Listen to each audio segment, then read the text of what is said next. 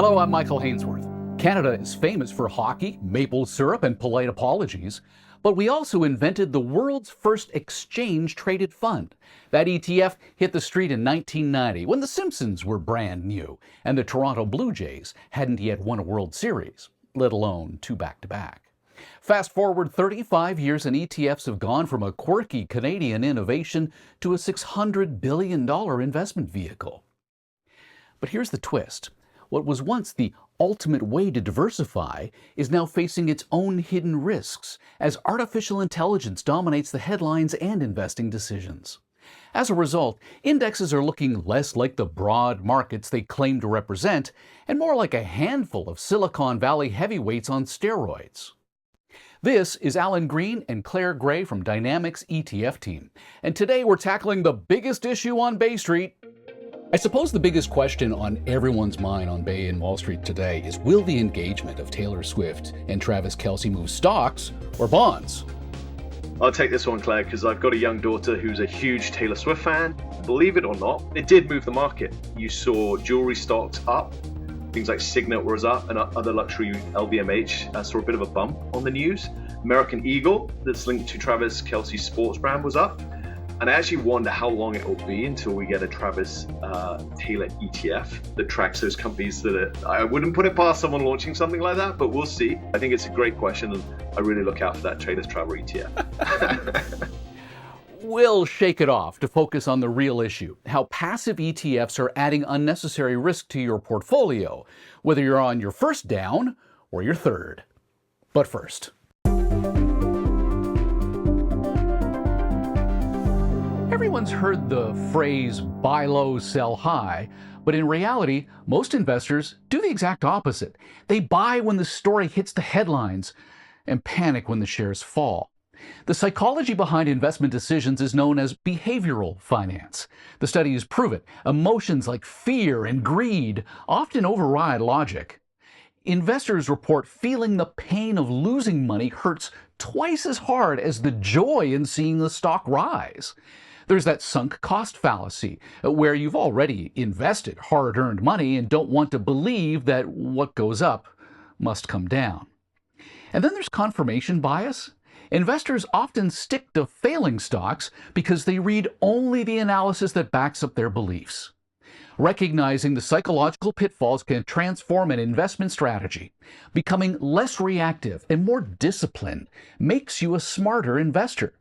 It also doesn't hurt to have a trusted advisor. In short, behavioral finance isn't just about studying markets, it's about understanding yourself. Mastering your mindset might be the most profitable investment you ever make. When it comes to investing, there's an industry phrase that hits home. It's a little gruesome, but it's true. There are bulls, there are bears, but it's the pigs that get slaughtered.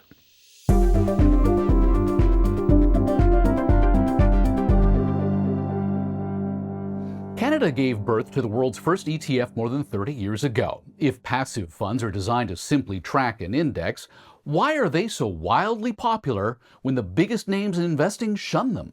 I think it's definitely not an understatement to say that debate between active and passive has been pretty intense over the years and really pretty heated. And I don't think it shows too many signs of stopping. Now, I recall a dinner quite recently, actually, where a passive investing firm was actually referenced as communist, which probably went a little far, but you get the picture, right? That debate has really touched a nerve with finance, but also the wider public. And I think that reference you had to the quote, I think it comes down to a couple of key factors. One, I think, is a cultural difference between passive and active. It's like oil and vinegar, right? Maybe your Canadian analogy in the opening there, it's Habs fans against Leaf fans, right? The two don't particularly get on. Now, one corner, you've got the passive investors, the pioneers, right? It's the mid-60s, mid-70s when they were coming up with indexing, stuff like that. Think white coat lab workers, right? Mostly in the rear. Many of them were actually computer academics, stuff like that. I always think the Bill Gates photos where he's got sort of thick glasses, right? He's got his white coat on, he's tapping away at machines, right?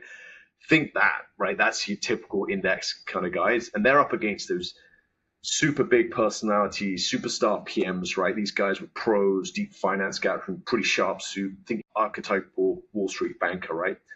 And it's really a David and Goliath story. And there's a lot of money involved as well, which again, I think sort of touched that nerve.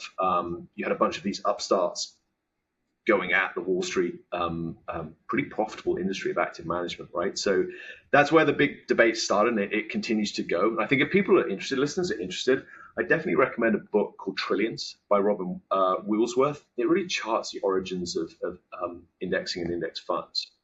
Not all active and passive kind of like disagreed. Famously, Warren Buffett and Jack Bogle, I think there was a really healthy mutual respect between a legendary active manager and honestly one of the godfathers of index investing. They did get on, and Warren, I think, was famous for saying that a lot of people could benefit from indexing as part of their portfolio. Now, you come back to why it's so popular. I think two things, right? One is that magic of diversification, although maybe not at the moment, which we'll get into, and I think that's where the importance of active comes in. So you got that diversification, and secondly, passive investing is cheap, right? You don't have to invest a ton of money in research, looking at the companies buying. You're basically blindly investing in securities with zero research. So it's a very different price points. As I understand it, passive ETFs win on cost. You've got the transparency, diversification, everyday access to the markets kind of thing. But Claire, active ETFs promise something different. So let's talk about professional management reacting to the market in real time. Active ETFs do offer something unique, and for one, that's humans. And I guess I should start by saying when I say active, I mean active management. I mean real humans making decisions, not rules-based models. And so that means you have a team of professionals. They're diving deep into these companies to determine if they're the best long-term investment for the particular portfolio's objectives. They're looking at press releases, financial statements. They're meeting with management to really do as much due diligence before a decision is made. They're also deciding how much to buy, what price to get in, what price to get out. They also have risk tolerance levels that they have to adhere to. So that also helps an investor taking a look at these fact sheets on an issuer's website, decide if this particular investment meets their risk tolerance for where they are in their investing life cycle. And as we all know, today's markets are becoming more and more volatile, depending on the tweet of the day or the minute or the hour. So with active management, portfolio managers have the flexibility to quickly make decisions and adjustments to take advantage or realign the portfolio.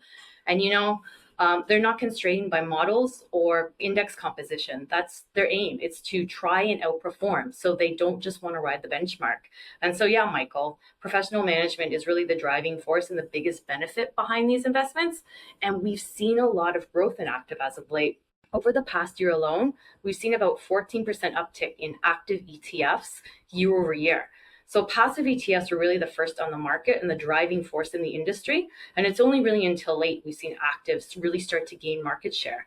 And we think this could be attributed to the increased demand in active ETFs from retail investors. As more and more retail investors are looking beyond single stock picking and riding the index returns, they want the ease of the ETF wrapper and the diversification benefits of active. So we expect this trend to continue. While passive ETFs have their place, it's the active management that ensures appropriate diversification. But regardless of your strategy, the nature of your portfolio building really hasn't changed. It's all about diversification. Legendary economist Harry Markowitz, Max to his friends, once called diversification the only free lunch in investing. So I put that quote to Alan and Claire. One of my favorite quotes, Harry Markowitz once called diversification the only free lunch in investing. What Harry was really driving at here was that diversification has huge benefits for a portfolio. It reduces that sort of all the eggs in one basket of a single security. But what he found is it didn't degrade the loss of potential return to an unacceptable level, right? And to me, I think ETFs are that perfect vehicle that does it, right? A lot of people talk about ETF democratizing investing, right? Here you've got that single tool that suddenly gives you a exposure to a bunch of different securities, be it bonds, be it equities, be it whatever it is, right? And then you've even got the choice whether that is run by an index or it's run by an active manager, as Claire mentioned earlier. So to me, it is truly a free lunch. It helps us smooth out those returns. You can blend bonds and stocks together and help with your outcome. And to me, that's been one of the key things that's driven the power of ETFs. It may be a free lunch, but my fear is that many investors are sort of loading up on bread at the restaurant. When you buy too many ETFs, you run the risk of essentially repeating existing holdings from other ETFs, and now you're overexposed in any given area. there's definitely such a thing as over diversification, right, Michael? You have to see what you own, right? And if you're buying two complementary ETFs, you're not getting that benefit of the diversification. You're probably increasing your correlation, right? If you're loading up on all the same thing, you really have to have a look at what it is. And again, typically something like a bond, which is more balanced with an equity, tends to work well when they're blended together. But you really have to pay attention. And I'm sure we'll touch on this in a bit, but that overlap between different styles of investing is really coming to the fore in today's markets.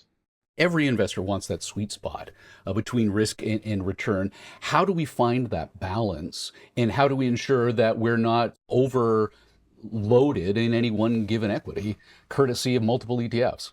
So as Alan was just mentioning, investors can add instant diversification to their portfolio with one ticket solutions, ETFs. They can purchase and hold many holdings at once, instant diversification. As he was mentioning, you want to make sure you're doing it correctly so you're not falling victim to overconcentration. Due diligence is still required to understand the investment objectives and the typical holdings. This can be done with ETFs. If you don't look under the hood, you don't understand what you're getting. So for example, an investor could go and buy a passive index tracker, S&P 500. And if you don't look under the hood, you buy the exact same thing later. But if you do, maybe you realize, oh, okay, I want some commodity exposure. Maybe that's a little bit difficult to do themselves. So maybe that's a good case for some active management. That's a pretty niche market. There's some swings there. And that's really where investors should start to utilize their passive and their active to gain that balance. And it can really help them if they're aware of the ingredients that they're putting into their overall basket.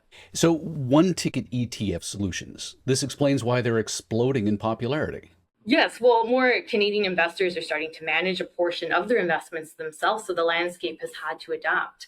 As we spoke about, there's been an increase in the active ETF space as well. This signal to the market that, investors want more diversification, more specialized strategies, really more choice. So a great example of this would be single stock picking and one ticket ETF solutions. So single stock picking requires a lot of time. Yes, the rewards could be higher, but so could the risks. And it could lead an investor to over-concentrate their portfolio in one sector or one stock, which in the long run really doesn't help them find that balance we were talking about. So on the other side of the equation, we've seen the emergence of these one-ticket ETF solutions, which is really shifting the investing landscape. And I don't mean ETFs themselves being one-ticket solutions, as we've been discussing thus far. I mean an investment that allows an investor to pick a product that meets their investment goals in one ticket. So for example, a growth strategy or an income strategy. Maybe you're retired and you want something a little bit more income focused. Investor could pick a single ETF solution that is geared to that stage of their life cycle. Previously, they'd have to do their research, spend hours and hours, rebalance to get there if they could, which is almost a full-time day job in itself. So with these solutions, they really embody the modern investor who is demanding more from their investments and their time. While diversification is critical, today's indices aren't exactly built for it. With a handful of tech titans dominating the benchmarks, there's an illusion that they represent the broader economy. So how do we sidestep concentration risk? Alan tells me that investors should be worried about index concentration. Index investing used to mean broad exposure. We still need to be worried, though, about index concentration. For sure, Michael. I think it's a very timely message there. And index concentration at the moment is at an all-time high. Let's say you buy an S&P 500 ETF, right? Now, you're probably right in thinking that you're trying to diversify across 500 different names, right? That's the idea of an ETF, index ETF. You're sort of owning a little bit of every single company. You've not got all your eggs in one basket. You're diversified. That's what you would think. But that is definitely not the case at the moment, right? If you look at the chart of index concentration, one way you can do that is by looking at how much market capitalization, so how big the companies are within the S&P 500.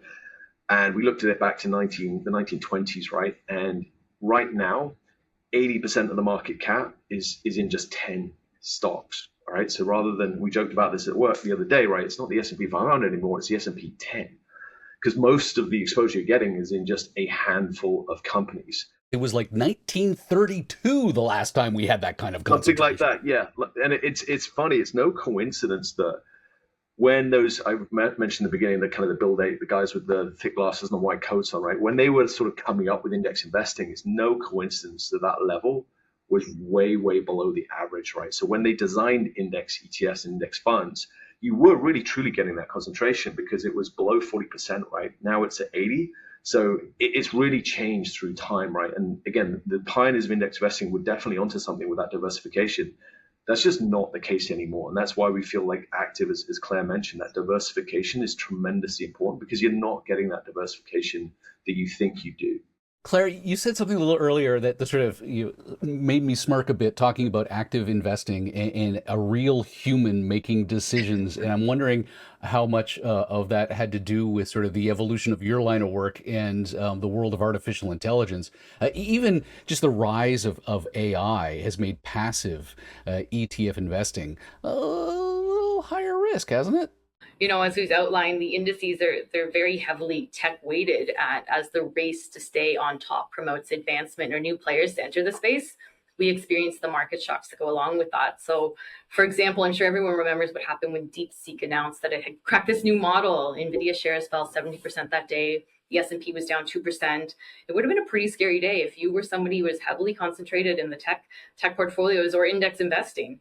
So this is where investors should really be looking under the hood to identify similar holdings across their portfolio, or at least minimizing overexposure. And this shouldn't deter investors from seeking out technology-related investments to add to their portfolio. No, if anything, it should really drive them to look for something truly innovative and different. And I have a great example of this. Our Dynamic Active Innovation ETF, managed by Noah Blackstein, its primary objective is to invest in equity companies that benefit from innovative technologies or novel technology-driven business models. So that being said, if I stack the holdings of, I'll call it a tech ETF, for the sake of this conversation, up against tech-heavy indices, based on our conversation thus far, Michael, would you expect some significant overlap here? Yes. Well, you know what?